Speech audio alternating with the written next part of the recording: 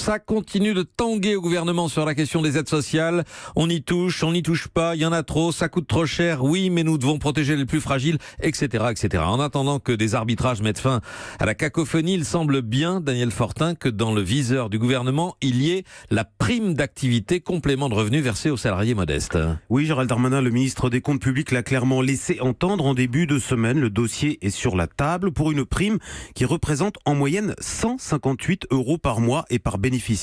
Alors c'est certes une petite somme, mais le problème c'est que beaucoup de gens la touchent, de plus en plus même, depuis que le gouvernement a facilité l'inscription à ce droit sur Internet. Du coup, elle connaît un succès inattendu. Plus de 2,6 millions de personnes en ont bénéficié fin 2017 contre 2,3 millions l'an dernier.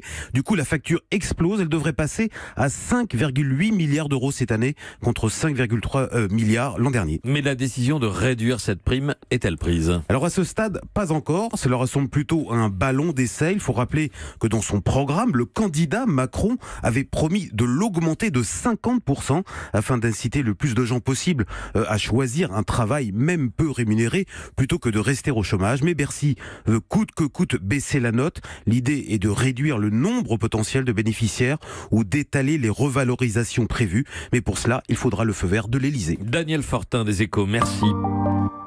Europe.